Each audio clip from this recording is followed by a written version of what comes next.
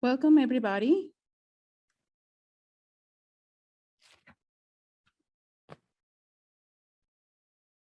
Thank you so much for being here tonight. It's just a great pleasure that you decided to join us.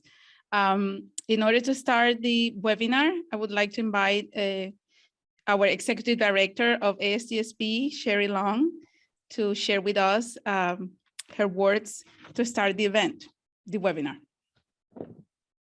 Hi, saludos, muchos saludos y bienvenidos a todos.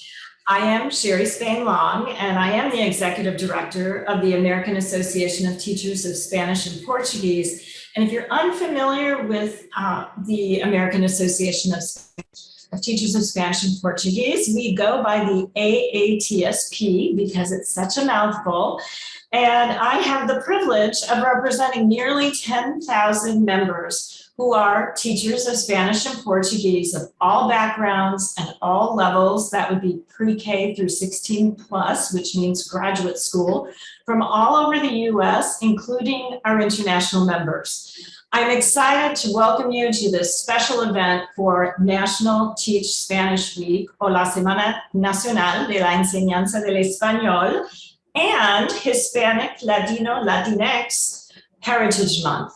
So today, the AATSP has teamed up with the amazing Kim Haas of the PBS series, Afro-Latino Travels with Kim Haas, to bring you a special webinar titled Incorporating Afro-Latino Culture in Spanish and Portuguese Classrooms.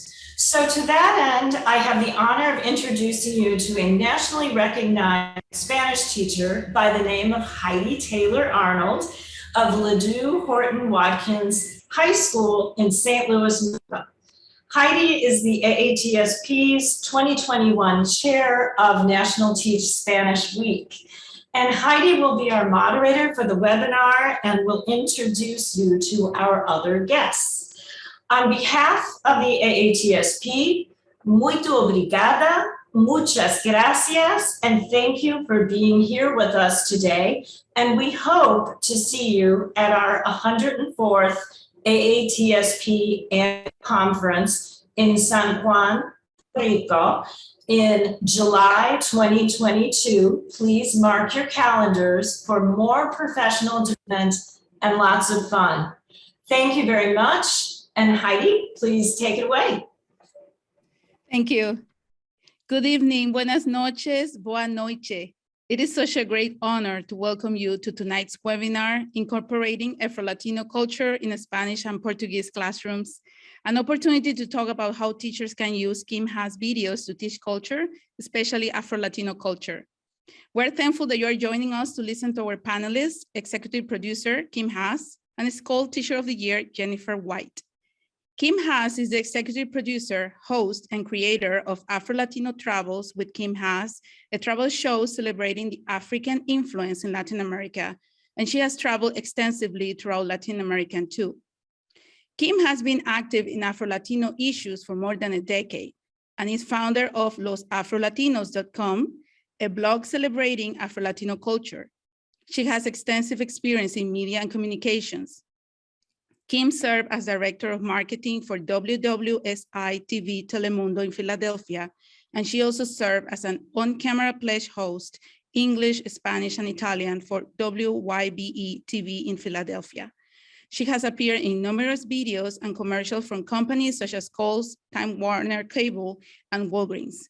She speaks fluent Spanish, Italian, and Portuguese. Her undergraduate and graduate degrees are in Spanish. Kim is the owner of Haas Media LLC, a multilingual community outreach, translation services, and communications firm located in the greater New York City area.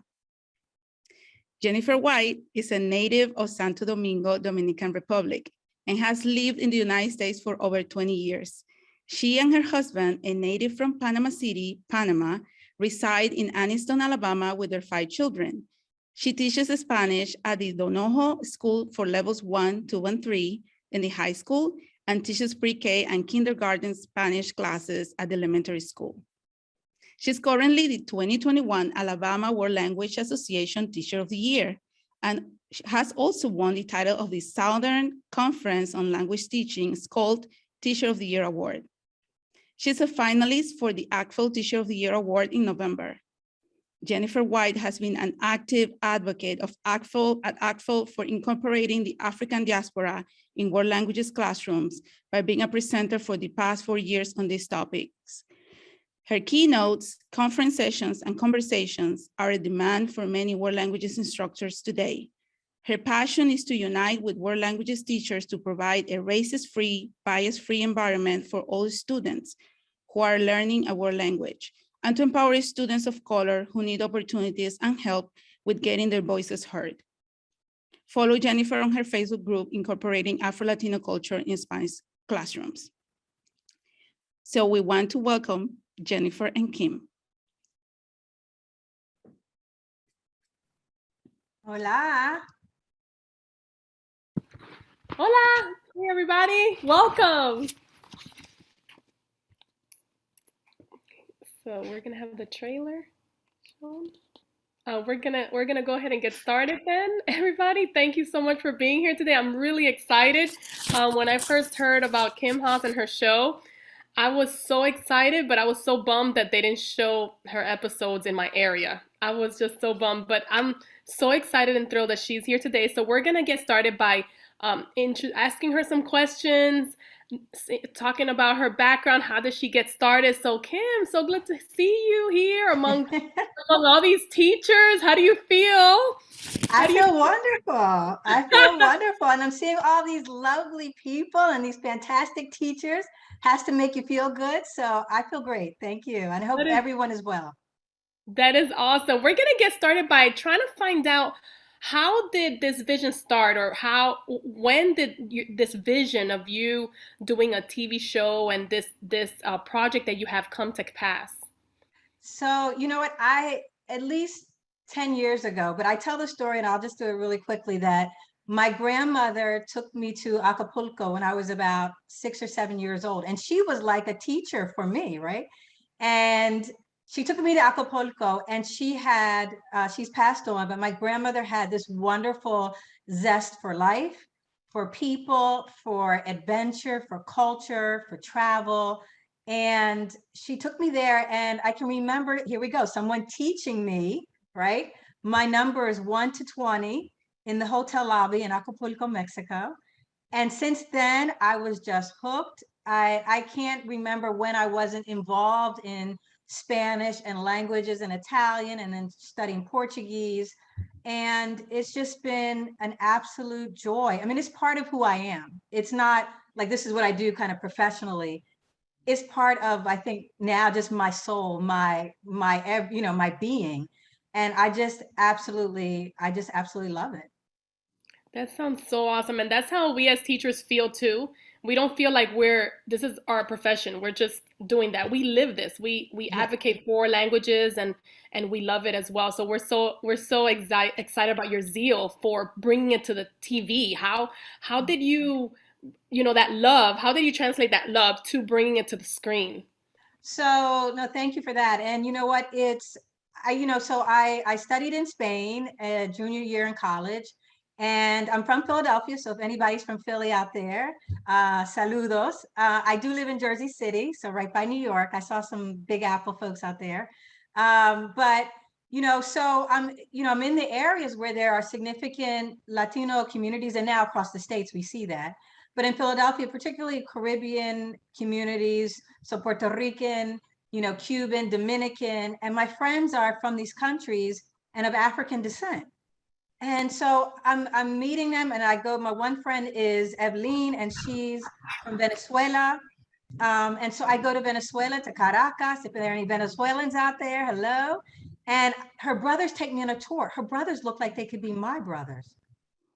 And so I'm learning more about the diaspora. Another friend is Dominican, and he, really claims his African roots. And they got involved in this Arturo Schomburg Symposium, named after the late Arturo Schomburg. And they wanted to bridge this, what they believe, divide, and really connect Afro-Latinos and African-Americans. And so I start getting involved in the Schomburg, and I'm just learning more and more. I'm traveling. I'm going to Havana, La Habana, I'm going to Brazil, Salvador, and Rio, and traveling to all these people, to places, to Puerto Rico, and I'm seeing all these people who look like me. But then in Philadelphia, I'm working at Telemundo and seeing no one who looks like me. So there's a real disconnect between what's on the screen and what I'm living and experiencing. And so I'll make a long story short, fast forward, I just came up with this idea that I wasn't going to wait for Telemundo, for Univision to bring me the programming that I wanted to see, to bring me all these incredible people that I'm meeting on my travels. I'm in Cuba and I'm meeting great artists and musicians. You know, music is just coming out of the streets in La Habana. In Puerto Rico, I'm learning about bomba and plena. And in Venezuela, I'm seeing people who look like me, or it's just absolutely amazing. In Brazil, I'm learning about capoeira, and I'm just so, I'm like in love and in so, you know, enthralled in all of this. And I just came up with the idea of, I'm not going to wait for these networks to bring me the programming that I want to see and that hopefully that deserves to be shown, because there's a total absence of it. And I'm going to try and take control of, you know, programming and create a show that I think hopefully inspires people, bring them joy, and they learn more about Latin America's incredible African diaspora. That's really awesome. And you're such a big help to us because it's so true. Every telenovela we try to put on our screen, the black people are either a witch or a bad guy, or they're stealing, or it's just ridiculous that we're brainwashing our students to go a certain route, a certain direction, to think a certain way. And you doing this really inspires us, inspires me, because I noticed that in your show, we're gonna watch a clip soon, but you immerse yourself in the culture. You're not that type of host that just says, "Oh, this guy's over here and this guy's over." You're like on a tight line, screaming. You're dancing. You're cooking. What made you want to do that too? It's like, how come you're so different? Why did you want to get in on it? Were you ever afraid, or you know, what made you want to do that? Okay, well, if you all have seen me on a zip line, you know I'm afraid. So, you know, that's for sure. You know, but I like to try things. And I mean, how do you go to another person's, you know, another culture and not try things?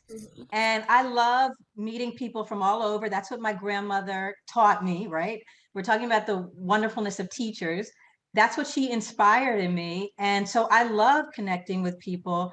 I love learning the dance. I grew up, you know, dancing. My parents are wonderful cooks. And so I want to taste the food and I want to be part of it. And I feel like, you know, when you go to these places, I feel connected to people.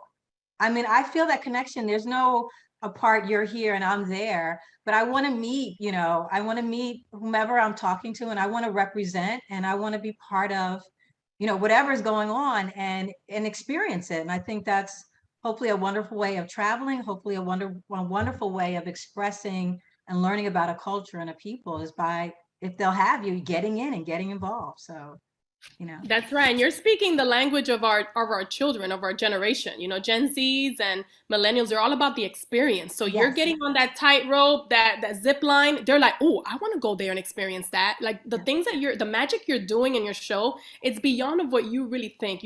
You are connecting these students and you're connecting teachers, but you're doing way bigger than what you think. And we're so proud of you. So we want to go ahead and show the audience today a segment so that they can get involved and get to feel what this show is about. So if you could help me out here. Sure. Oh, well, this is the trailer. That's a trailer, yeah. The trailer. Afro-Latino Travels with Kim Haas introduces you to Latin America's vibrant and inspiring Afro-Latino communities. Esta es mi identidad. Sí, soy negro, soy orgulloso de él. Come with me on this incredible journey. Venga conmigo.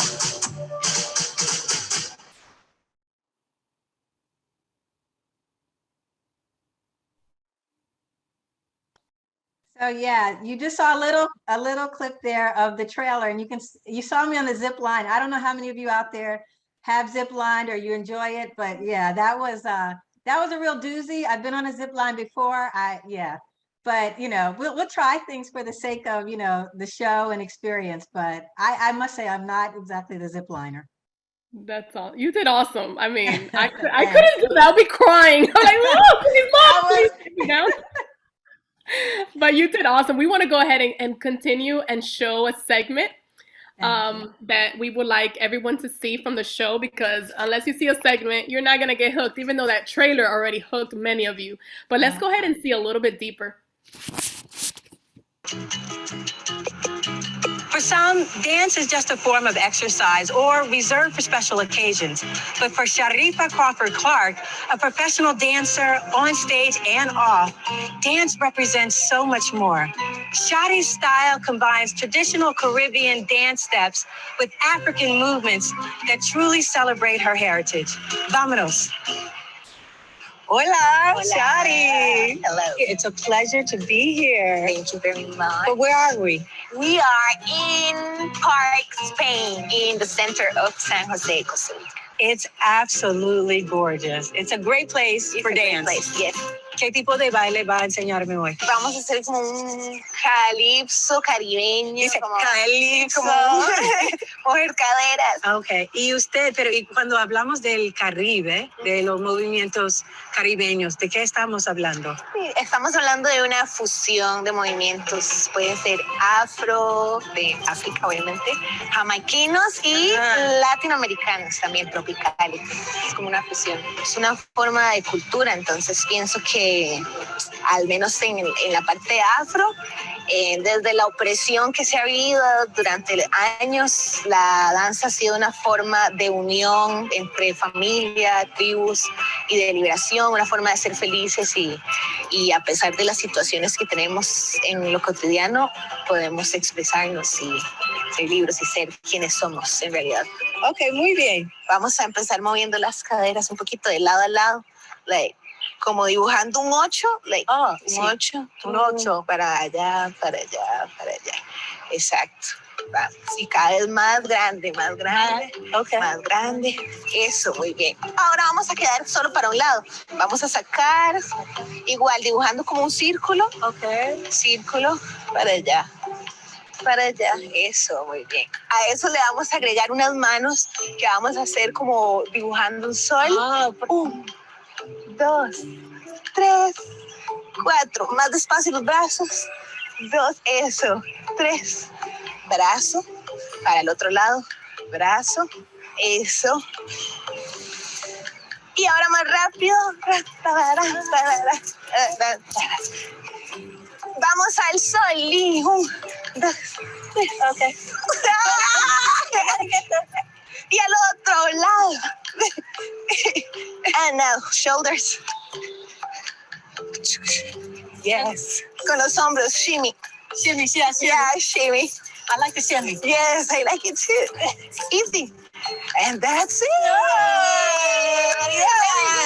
Bravo, bravo. Bravo. I mean, this is just fabulous. It makes me smile. Yes. And you're always smiling. I love it. Yes. Dancing makes me happy. Yes.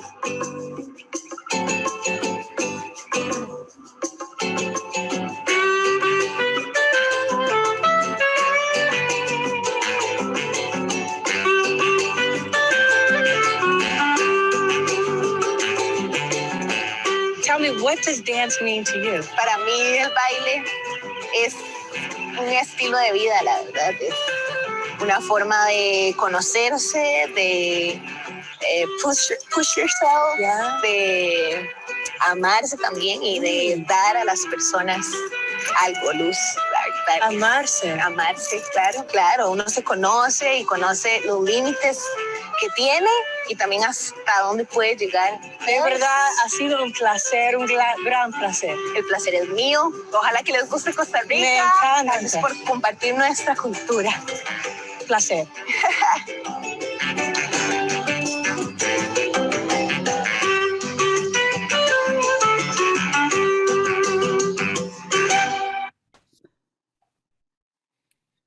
All right. That was awesome. That was so awesome. I hope Thank everybody you. enjoyed that. I mean, I felt like following around with you and doing those moves, which is great because when I'm thinking of my classroom, I'm already thinking, oh, my kids could get up in this part and we could practice and do what they're doing and listen to the cognates and those words that sound like English. point those out.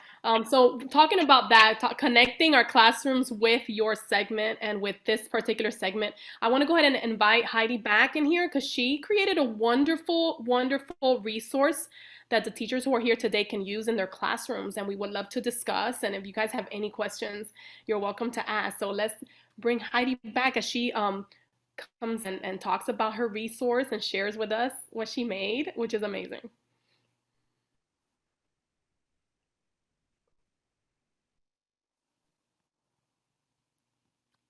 And this is, if anyone's not a teacher on here, then you're learning what teachers do behind the scenes because we have resources and sometimes we borrow, we buy, we make them ourselves. And we're so excited that Haydee came and she went ahead and did this. Hello, everybody. Well, I want to say that, you know, looking at the clip and also your conversation with Kim, you say a very key word. You say magic. Magic. That's really what happened in those episodes. And, you know, looking at that, I decided to work and see what can I do for my students. This resources is for level 1 or novice high. But of course, anything you can see here, you can adjust it or adapt it to your classes. So one of the things, of course, working with the learning targets, what I want my students to be able to do is basically like to interpret information of the things that they see and they hear and they feel. So that's why the first part, just before the reading, I decided to create these kind of circles that connect with each other. So students have the opportunity to work with their senses. So what we see, what we hear, what emotions I'm feeling at the moment. So that gives them an opportunity just to, like, just before what they're going to be reading or understanding more.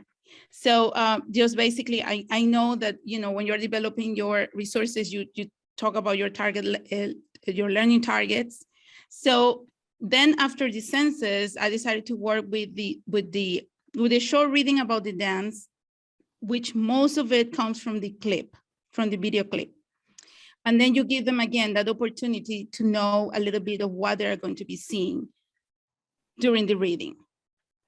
One of the things I really enjoy was to have the opportunity to create a piece of Sherry as an identity, right? Like a personal information. And then students can read at that level, they can read, you know, their name, what is the occupation, nationality, ethnic group. So it's just an opportunity again to see how they can see themselves reflected. We're reaching our students of color too. So in that part at the beginning, you can see the video of the interview. That's the one that you can use in order to introduce this part. And then I have a short reading about her, what I saw in the video. And I tell my students, you can rely on context clues and also on words that are similar in English and Spanish.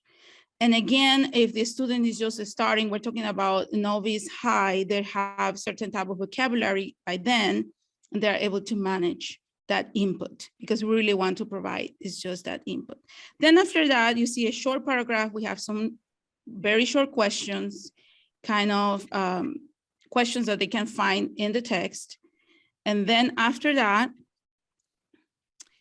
if you want to include a short piece of grammar, what a better way to use Sarah and Star, right? With some of the examples that we saw in the video, like Sherry is happy, right? So what the students are going to, what is the difference they're going to be using with Sarah and Star? Sherry es una bailarina. And Sherry and Kim are in the park, right? So they give them an opportunity for students just to work on that piece too. And then finally, I have, well, not finally, just another piece is about the identity that they can compare themselves to Sherry, how they feel, how they see themselves. If they are from the United States, Sherry's from Costa Rica, so they can see those compare and contrast, right? One of the skills that we want our students to do. And then finally, at the end, what is the best thing just to have an opportunity to dance with the students? The same way Jenniffer said, right? When she's dancing and moving her, doing her arms up like the sun, what a great opportunity for the students just to have the opportunity to dance and also to create. Why not? Give them an opportunity to create their own expression of dance, right? Using the example that we saw in the video. So this is just a resource that have like several ideas together, but of course, teachers can adapt, adjust, and use it the way they want. This resource is right now in the AATSP website. I have the link, but the chat right now is disabled, so I can put it there if I can have the, or at the, okay, let me see, so everybody can have it. Please let me know if you're able to open the document.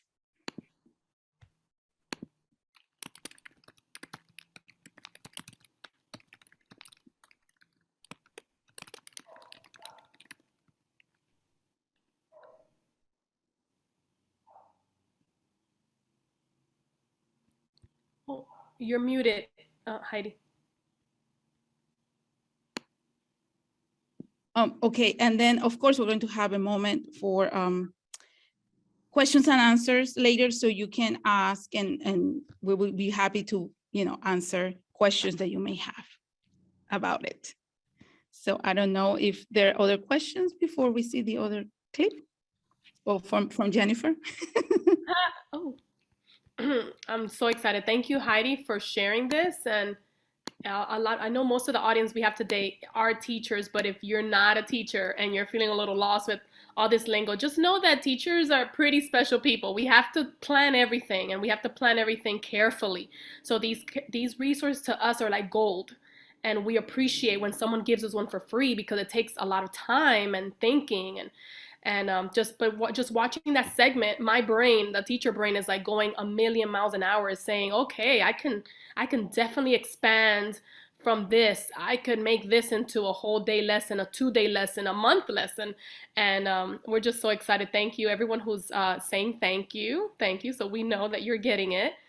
We want to go ahead and go to our next clip so that you can continue to dive into this magic and see this awesome opportunity and awesome resources that we're getting from Kim Haas and her team for us, which is just amazing. This is so timely for us. It's time for us to be able to open our students' horizons to more than just YouTube and more than just us saying it. So thanks again, Kim Haas. Here's our next clip. The Caribbean hits you with all 5 senses here at Cabina Selva y Blanca, and this land has been in Selvin's family for generations. So from the concert of howler monkeys up in the trees to the ocean waves pounding at the shore yards behind me, the sounds of Costa Rica are everywhere. But it's the smell of coconut that's drawing me to Selvin's kitchen. Let's go find out what's cooking. Vámonos. It's great to be here. So for me. We've heard so many good things about you. I came over here, that was in 1985, and I started a restaurant, and there was no light, there was no road. Wow. I had my sign put out on the beach. This is part of my grandfather's property, and they came in here in 1918. Wow. Yes.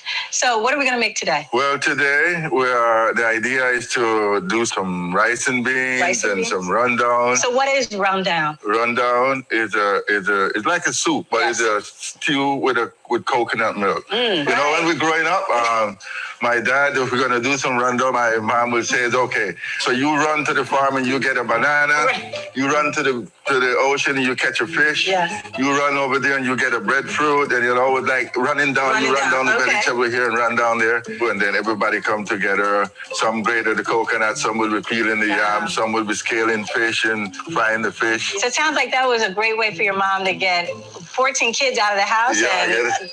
So yeah. Okay. This is the yuca. Ooh. So you learned to cook from your mom? Right, my mom teach all of us to cook. Yeah. Oh, so the boys and the girls. She had 14 chefs. Yeah. So wait, what number are you? Number 8, yeah. Number 8? Okay, yeah. Cool. So what's the secret to making a good rundown? It's your ingredient, yes. Your coconut milk, and your fish. And a lot of love, I think. Right, it goes with that. Goes with that. Wonderful. So this is the coconut trash. Oh man, okay.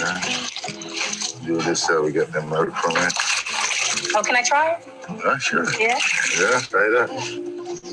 Oh, you can feel it. Yeah. Actually feels pretty good. It feels good. Yeah. So it feels somewhat like sand. Like sand. Well, we are near the beach, right? Right on. Yeah. So this is how you make coconut milk. The coconut milk and also the coconut oil. Oil. Yeah. Oh, okay. You dump it in your hand and squeeze out the milk. Okay. And then what do we do with this? This coconut milk is going for the rice and beans. Oh, for the rice and beans. Yeah. All right. Now we're gonna deal with the fish. So we cut this up and add some salt to it, and then we fried it before you add it to your vegetables. Here we have some more fish. All right, more fish. This is the marlin. We're gonna chop the rati. This is the rati. Now we're gonna strain the coconut milk. Okay. There we go. So I have to wait until this oil heat up, then I add the fish to the oil. Okay. So you're putting that in there. Yeah. Oh boy.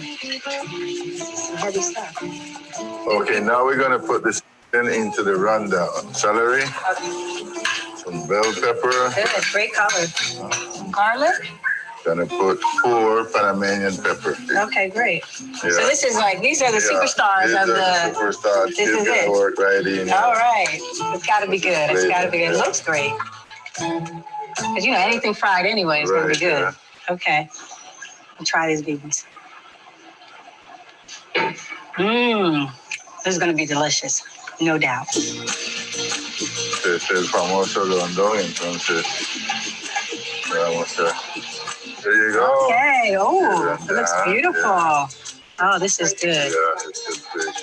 And it's right from outside here. Right from outside, right yes. Here, yeah, next door. Your mom would be proud.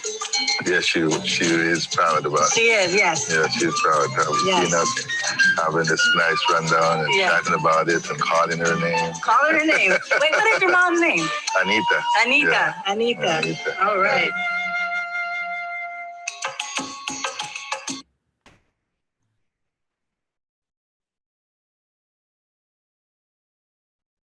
I'm hungry.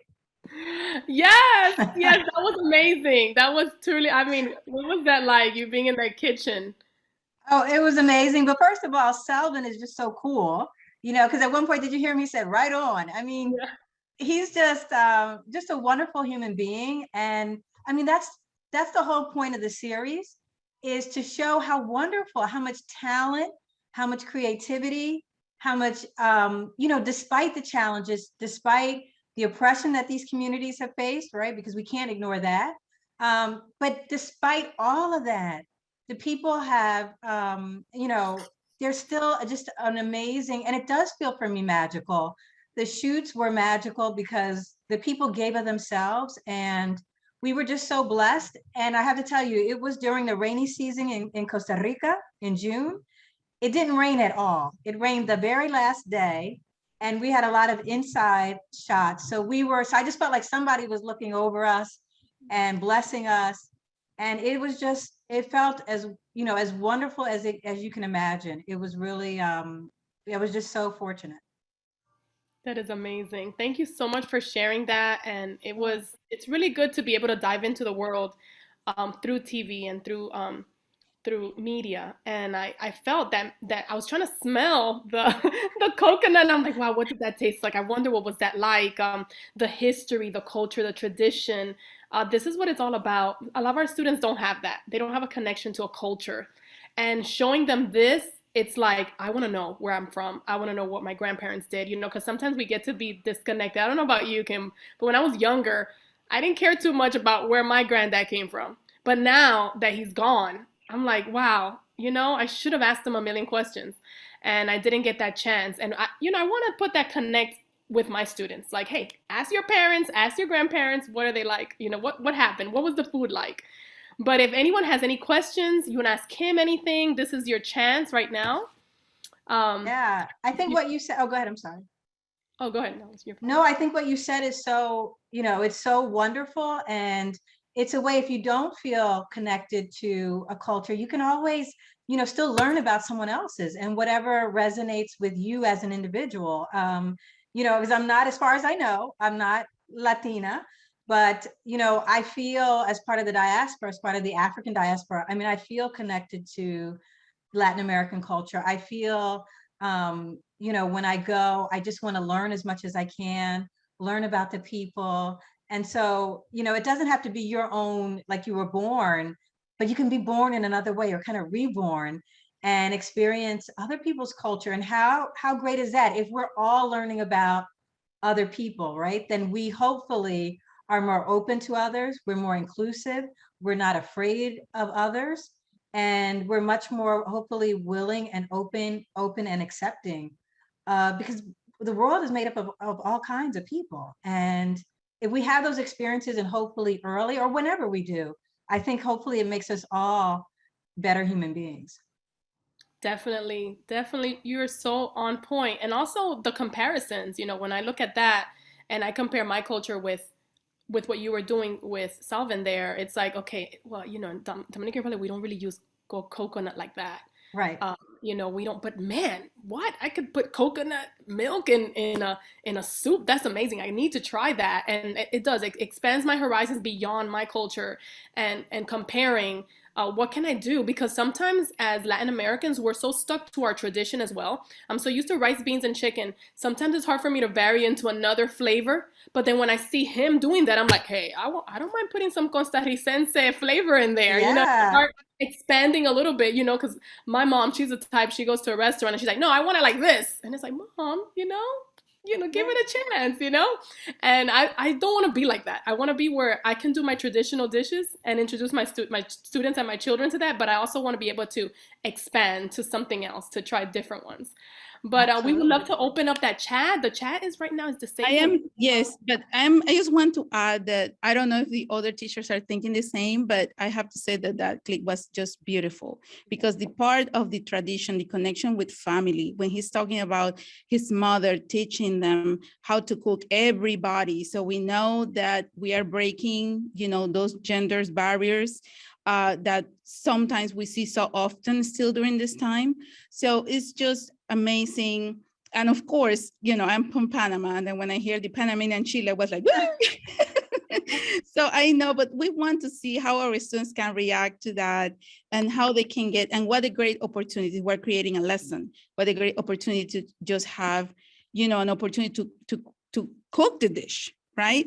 And I know we're in pandemic times right now, but when everything goes to normal, probably it's just a great opportunity to immerse our student and also to show them different things, because that goes also with interculturality, right? We're showing them manners, how people behave. Probably it's going to be different from us, but then we're teaching that tolerance and that understanding, awareness that there are different cultures around them. And then we're just supporting them just to know more about it.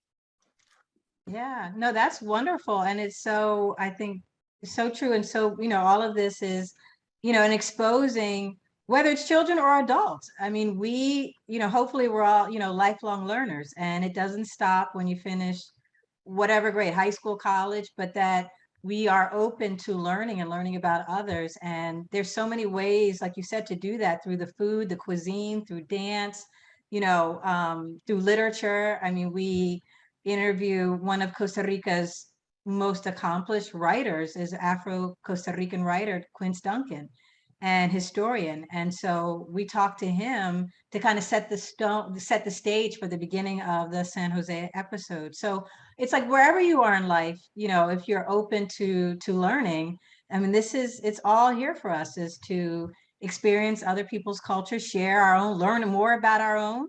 And I think we, again, all benefit when, you know, we're able to do that. Definitely, definitely. Thank you so much for sharing that. We really need to get that chat disabled. Well, the chat is disabled right now. It's not open. I'm not sure what happened, but if you guys could help us out, get that chat open. So in case anybody has any questions, want to ask him anything, this would be a perfect opportunity. Oh, it's open? Oh, I can't seem to open it. I can't seem to chat. Well, while you're, you know, I'm happy to just, you know, say that it's, as we're doing this and as we're, you know, we just first shot in Costa Rica, and our goal is to shoot throughout Latin America. And so bring the vibrancy of, Puerto Rico and the Dominican Republic and Colombia and Brazil. And I know when you start listing, you can easily, leave out a country. So I want to be careful. But yes, Cuba, there we go, Ecuador. So it's a pleasure and an honor because each country I think is so incredibly special and unique. And what makes, the Caribbean and Afro-Caribbean culture, different and unique from, say, the Andean in Peru, and makes it different from Brazil because of Portuguese.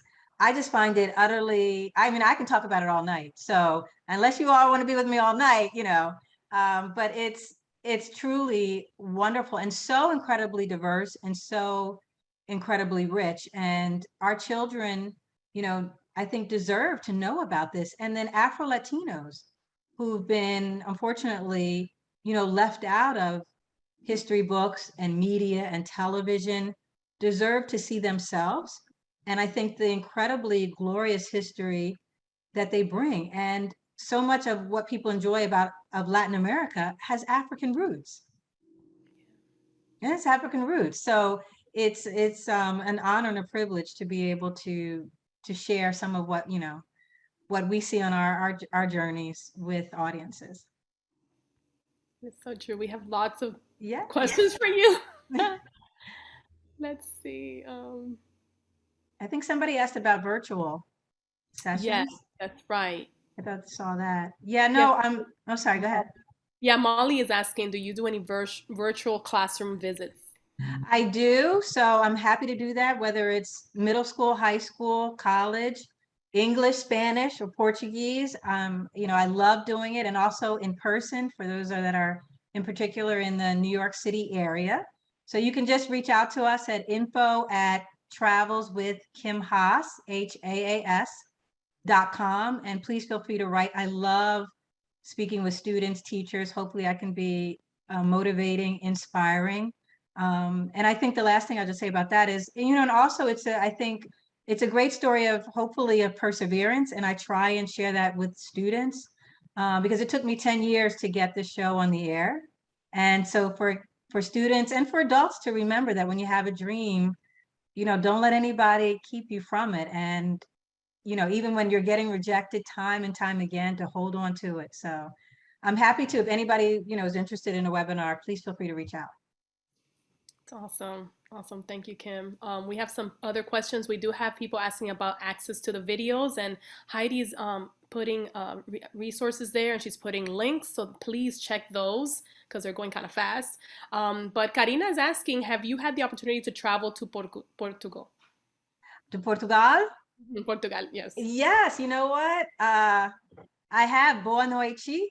And I lived in Spain junior year in college in Sevilla, La Maravilla. And I actually traveled with a friend of mine to Algarve in southern Portugal during Easter week. So I have been to Portugal. I do, but I've also been to Brazil, and I was in Brazil as recently as 2019. So awesome. Thank you. Obrigada. Awesome.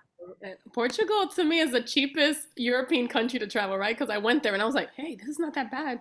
You can enjoy this culture. It's not that expensive.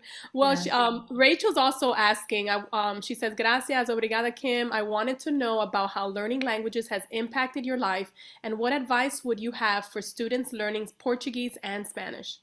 Oh my gosh. Well, I think, as I said, and thank you for the question, gracias. It's been wonderful. I mean, it is part of who I am. And my daughter, when I was pregnant, I said I wanted a name so that when I traveled, it would be easy, like in Latin America, for people to understand. So my daughter's name is Gabriela, and if that gives you an idea. So learning languages is just a great love of mine, and it is. I just don't separate them as professional, and it stops at 5 o'clock. It's part of who I am, and it's part of I think what makes me, Kim. And hopefully I love being able to communicate with people from different cultures. I just love it. Me encanta. Awesome. We love meeting people that love languages. We're just junkies. We're just language junkies. Is that okay to call ourselves? Absolutely. So I know, we're just always reaching out, and always, because people who love languages love culture and love exploring and love to travel. So it's all on, it's like one package. So Joanna is asking, do you have any episodes, or would you consider filming episodes in schools in Latin America? Oh my gosh, that's a great question. Thank you. The teachers are coming strong tonight. So yeah, we want to, for some upcoming episodes, there's a school, actually, I can tell you, I'll share this with you, that we are hoping to film in Bahia, in Salvador, I should say, Salvador da Bahia. So there's a school we're waiting to see about how things go. And Brazil's been really hard hit with with COVID-19 and the coronavirus. But I definitely want to go to school. I love meeting with young folks. And in Colombia, if there are any people from Colombia or Palenque in particular, we want to go to Palenque, which is, if you're not familiar with, a community that was formed by enslaved Africans who formed this community of Palenque about an hour or so from Cartagena, and they speak Palenquero.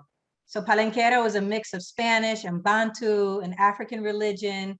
And so we want to shoot there and see how they're preserving this religion, this language, which is unique to Palenque. So we definitely have schools on the list and in segments coming up.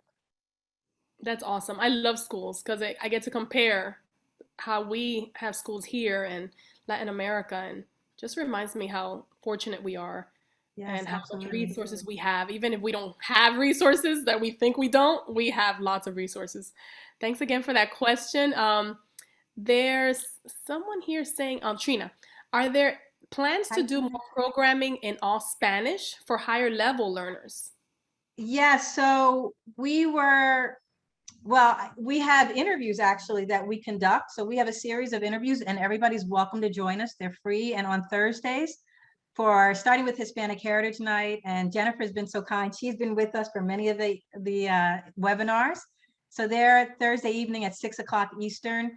We have one solely in Spanish with next Thursday. This one's in the morning though, but I don't know if, we record them and you're welcome to access them. So that one's solely in Spanish. Earlier in the year for International Women's Month, we had an interview in Spanish with an Afro-Uruguayan. Anybody from Uruguay? Hello. And Chavela, she's a singer, an artist. She's runs the Casa de la Cultura in Montevideo. So that was conducted solely in Spanish. And then next, as I mentioned, Thursday, we'll have the webinar with Josefina Klinger, who's from Nuquí, Colombia. And she has an amazing story, how she's working to promote tourism in her little special corner of Colombia in Nuquí, where you can see the whales come to have their babies. And it's just an incredible area. And Josefina, I just admire so much. And so that will be in Spanish. And we're looking to do more interviews because we're getting this interest to do them all and do more in Spanish. So just stay on our website. We will continue to update you on interviews in Spanish. So thank you. Gracias. Definitely join her on those. I went to Alex Roche's webinar. That was amazing. So now I'm trying to plan a trip to Colombia because I have all these teachers bombarding me saying, hey, take us to Colombia. We want to see Alex Roche. I'm like, okay, let's do that. Yeah. And then I saw the King Said Duncan webinar. That was amazing. Really, this is a wonderful opportunity to just see the person like live and ask them questions. Is amazing. Let's see. Malta Vasquez says, who is one of the most influential Hispanic figures you admire and why? Oh my gosh. Well, I tell you, the teachers are really, let's see. Oh my goodness, that's a tough one because it probably changes on what I'm doing and what I'm studying. I do really admire, as I said, Josefina Klinger, Miriam Miranda, if anybody's from Honduras. There's so many great Afro-Latinos who are risking their lives.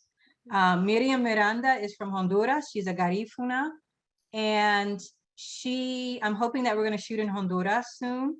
And she is working, the Garifuna community is a community of people of African descent and Arawak Indian.